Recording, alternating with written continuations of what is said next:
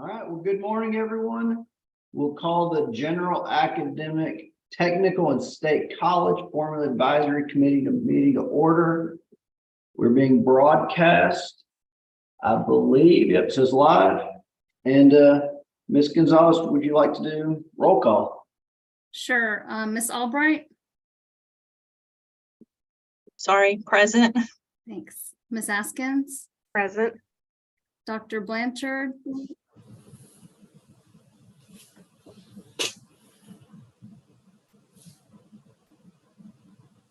I see him on the, Dr. Blanchard, can you hear us?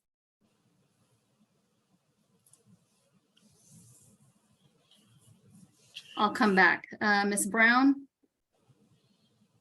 Present. Ms. Deardorff? Present. Mr. Duran? Present. Ms. Elmore? Present, thank you. Dr. Hurley?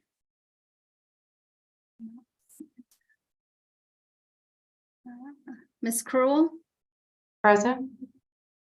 Ms. Salazar? Present. Ms. Sloan? Present. I'm gonna go back to Dr. Blanchard because it looks like he's on. I just didn't get a present, and it looks like we're missing Dr. Hurley, but we still have a quorum. And we've got Chad here, Chad Wooten. Oh, I'm sorry, I didn't scroll down all the way. I'm present. Thank you. He's after the page break. So. Yeah. I'm always last. All right, well, we have a quorum present. So next on the agenda is to review the, let's see. So what do we got here? Oh, we need approved minutes, correct? So I guess everyone had a chance to review the minutes. Do we have comments, questions, or corrections?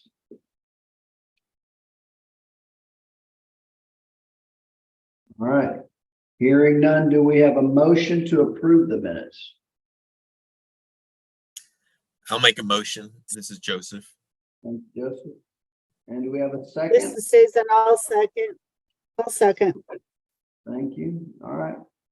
Is anyone opposed? All right. Hearing none, we have the motion passes. We have approved our minutes.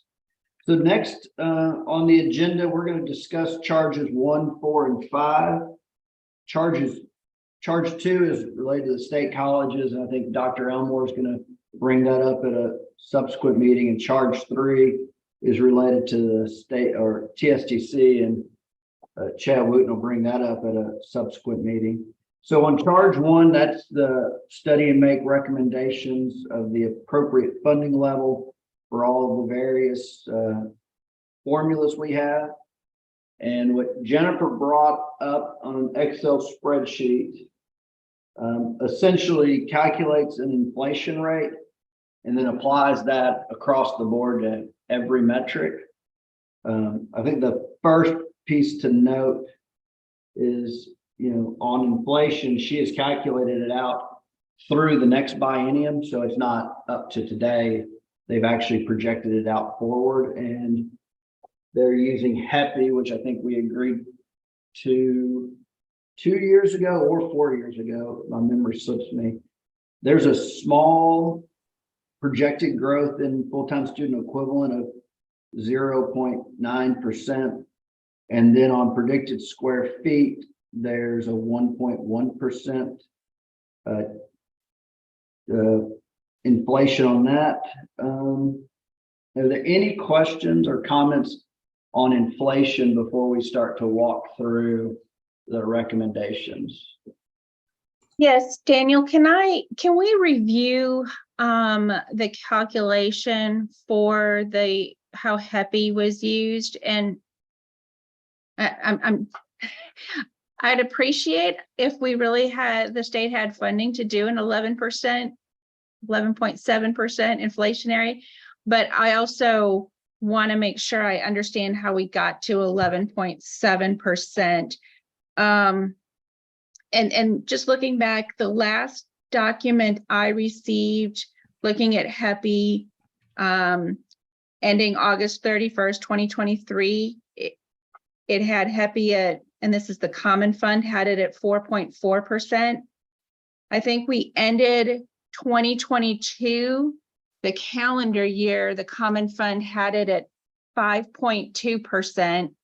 But then if you go back in history prior to that, 2021, 2.7, 2020, 1.9, 2019, 3%. So it was just in the recent past 2 years that we really saw it in the 4s or even above 4. So if you could walk me through how the 4.5% was, where that came from, and then how it was extrapolated out. Yeah, so if you look, Jennifer scrolls down just a bit. Oh, is it not showing? Let's I see. think it's note 6 is the one that, so they're showing that the common fund, their preliminary 23 happy is 4.5%. That's June of 23. I can let them or others talk about, I've never pulled it up to validate it, but then from there, they just assumed 4.5, and they've pulled that forward through those 4 years listed there. So, yeah, I mean, again, August was 4.4. That's not a big difference, but how do we feel as a committee that that's going to stay that high over the next 4 years? Is that what we should use, considering if we look back 4 years, there's years that it's below 3? I'm open to discussion on it. I mean, 4.5%. And Well, go ahead. this is Susan, sorry. I think we don't have a shot of getting the 11% at all. I agree with Noel on that one. Even if you dial it back to 3% per year, when you go out that many years, I don't know that we have a shot of getting inflation much at all. So, I would be fine with dialing it back a little bit, because I think a lot of legislators look at CPI and not HEPI, but and I'm almost, if you show both of them, if that would be possible, so that they could say, here's the higher ed index and here's the CPI, that might be helpful, but I don't know. Okay, yeah.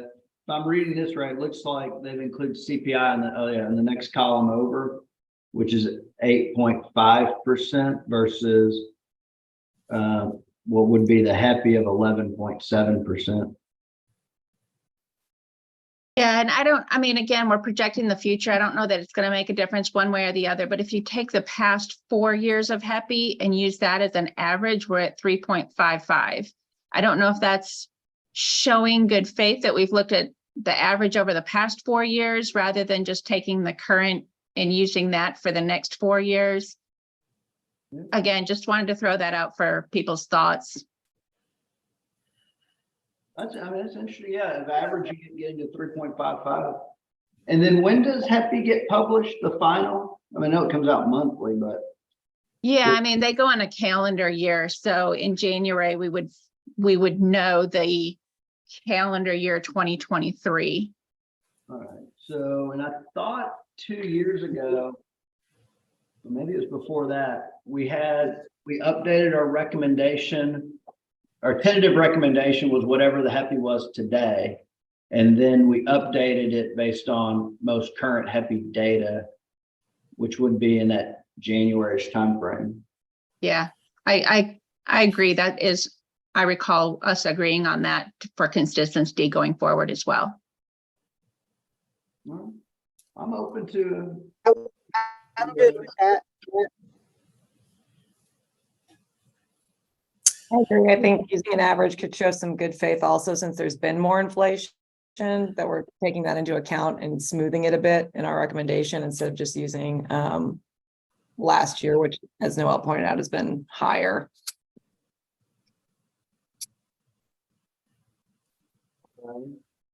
So what I'm hearing is a recommendation to use the 3-year rolling average of HEPI, and then we'll update it based on most current available HEPI. Does that sound like I'm? All righty.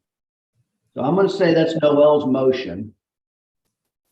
Great. I will make that motion. Thank you, Daniel. And then I'm gonna assume that it's a Deerdorf's second on that one. Absolutely. All right, is anybody opposed to updating the HEPI as Noel proposed? All right, hearing none. I think we'll move forward with the updated HEPI calculation. All right, so we got that behind us. So then obviously everything in this chart will change subsequently. So if we move down, Jennifer, on this screen. So, you know, I&O, the driver there is the anticipated growth in semester credit hours, and then also the inflationary factor.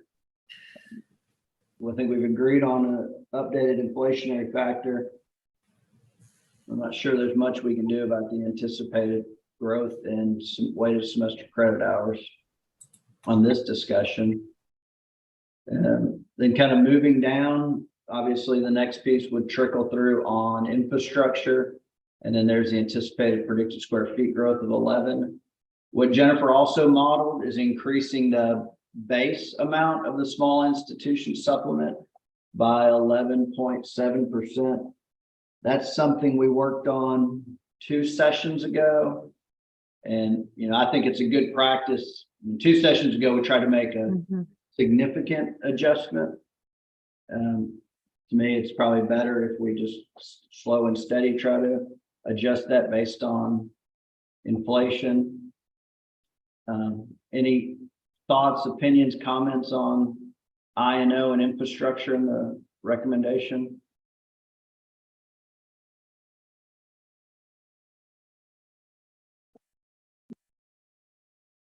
All right, hearing none, the next one's crew. And we took that same approach we did for infrastructure. So it's the adjusting it by what will be the revised HEPI. And then the other piece on here is the base amount, which is on line 95. That was also increased by inflation. And then on line 101, the per student rate, it was 1911 last session, and it's increased by the anticipated inflation rate. I'll open that one up if anybody has any comments, suggestions, questions. All right. Next one gets into research, which is the subject I'm least vocal on, or I guess informed on. Again, it adjusts for predicted change in research expenditures, and then also an inflationary factor on it. This does assume that the constitutional amendment passes, which was something we discussed at our last meeting related to research. And I did not verify, and I should have, on the research fund that'll be for the UT ERUs, there was the $25 million per year GR appropriation. I believe that was included in the base for the current funding, but I haven't verified that. I would assume that would be in our recommendation to assume the $25 million per year for the UT ERUs. And then there's the comprehensive, which adjusts for inflation and growth rate. Any comments on research? Are you nodding that it is included, the addition 25 to the Okay, I missed that. I think my audio's off on that one.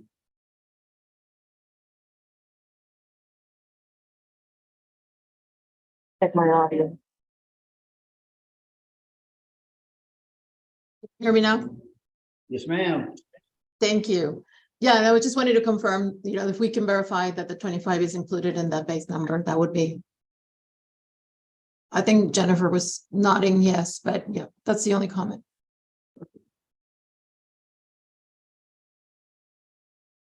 All right. So then gets down to the bottom, which this will all be adjusted downward, but the total recommended increase for the general academics is pushing north of 700 million, which is going to be somewhere in a 10+% increase, depending on how the new 3-year rolling average of HEPI rolls through. Did you want me to quickly like just plug in like a the 4.5 here and just kind of see what it does, or? Just Yeah, I like- think you have to roll up some and put it in.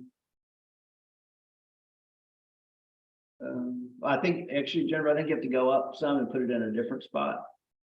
Does it go? Well, yeah, I mean,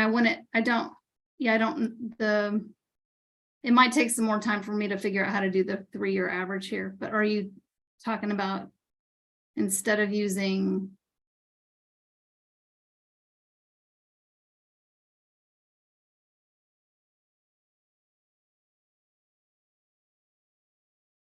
Here.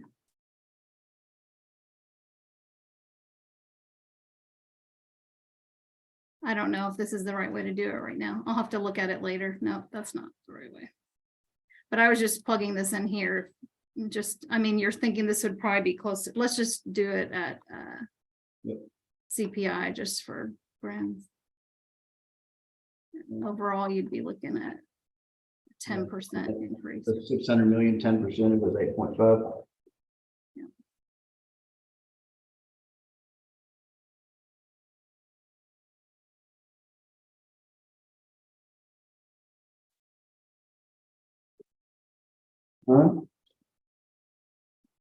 All right, any more discussion on charge 1?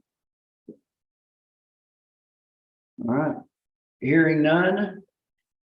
The next is charge 4, which is to make recommendations on all the inputs into the presumably general academic formula. We have a work group on that. That work group's chaired by Joseph Duran. It includes Ms. Askin, Dr. Blanchard, Ms. Deardorff, Ms. Cruel, and Mr. Wooten. Joseph, do you want to give the group an update? Yes, sir. Can you hear me okay? Got me? Okay, so Daniel, the group met on Thursday, September the 14th at 1 o'clock. And the first thing we did was we reviewed the charge number 4, which was to study and make recommendations on all the inputs in the formulas. And so we had, I think you mentioned these, but Raina Askins was online, Dr. Blanchard was on, Emily Deardorff, Judy Cruel, Chad Wooten, and myself, and then Jennifer Gonzalez and Emily Cormier were also on the call.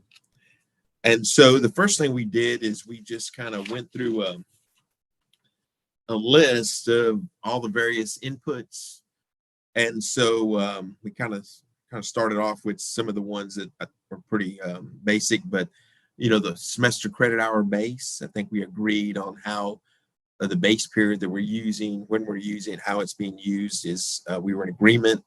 We talked about the teaching supplement, and we were in agreement with leaving at the 10%. But as you discussed, and we did agree with adjusting for inflation. We talked about the small institution supplement. We were okay as a group leaving as is, along with an inflation adjustment. We talked about the space model.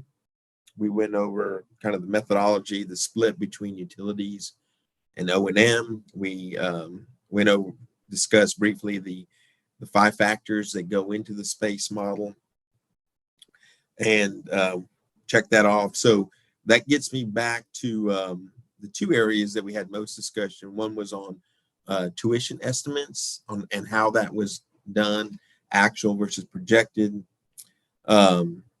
And here's where there were 2 things that we asked Jennifer if she could run some analysis for our next meeting.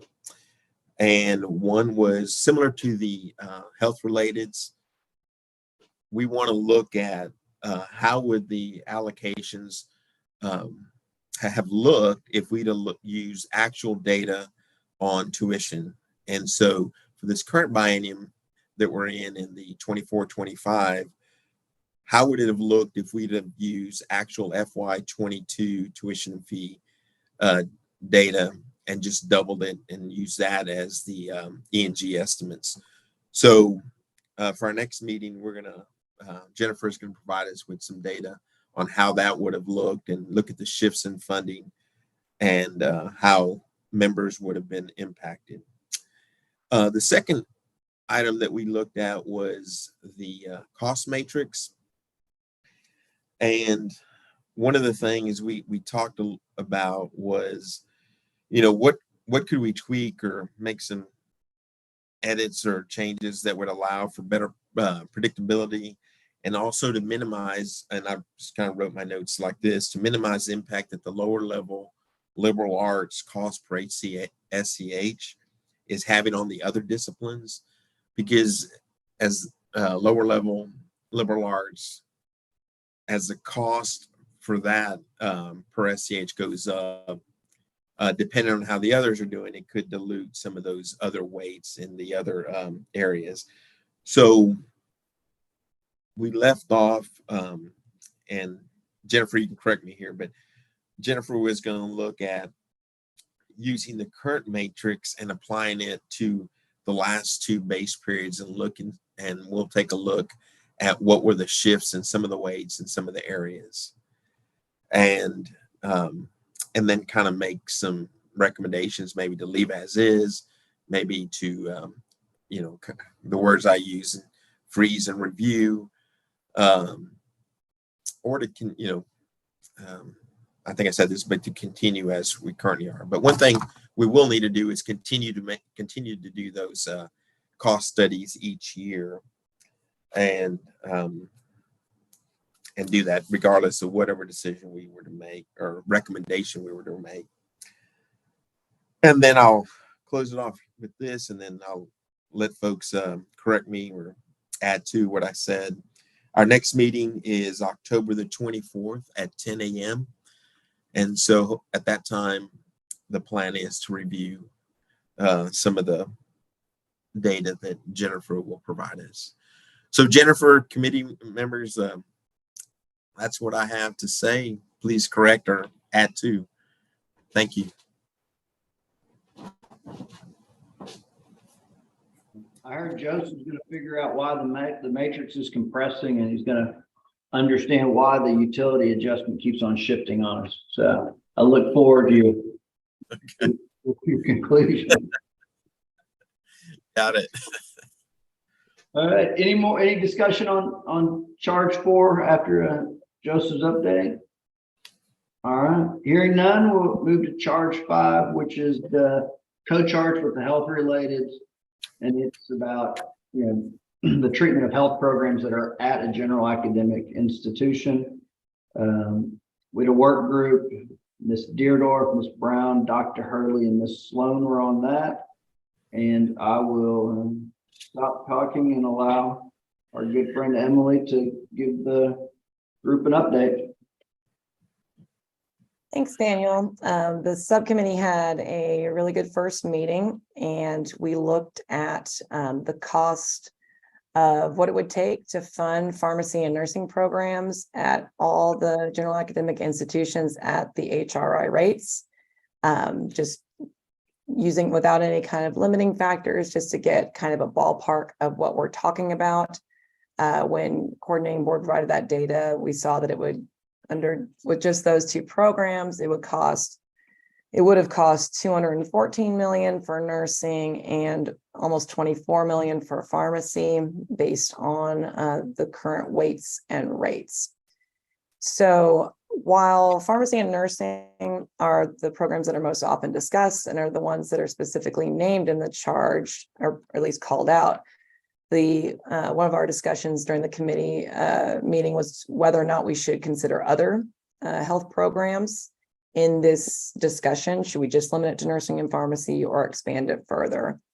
So we are looking at data that Jennifer provided, to pulling some zip codes, looking at which of those those overlap with academic and HRIs, and trying to see if there's a methodology that would be appropriate to include more programs, but with the recognition by the committee that if we add too many programs and the cost gets too high, it could jeopardize the recommendation's viability. So we have that context, but we also wanted to make sure we review all of our options and then scale back as appropriate. So we make sure we've done a fair analysis of the situation. So beyond that, the big takeaway, other than looking at other programs, were some general principles that I think we walked away with as we approach this and move forward in our deliberations. And the first is that we all agree that we don't want to provide additional funding for these health programs at the expense of other programs at our general academic institutions. It doesn't serve us well to cannibalize other programs we're already doing to increase funding for these other programs. So that's something we want to be mindful of. And that it also, we think it's important to maintain the integrity of the I&O formula and to not add variables that could take away from that integrity. So conceptually, we left the meeting thinking about seeing this as a supplement that would be in addition to and separate from the I&O. So it would be not within the structure, but as an add-on, so that it would be fenced off, if you will, to keep the integrity of the formula, and also with new money, so it wouldn't be taking away from current programs at the institutions. So our next meeting is next week, and hopefully there we'll be reviewing some of those additional health programs, as well as looking at some ideas on what that supplement could look like in a more concrete version.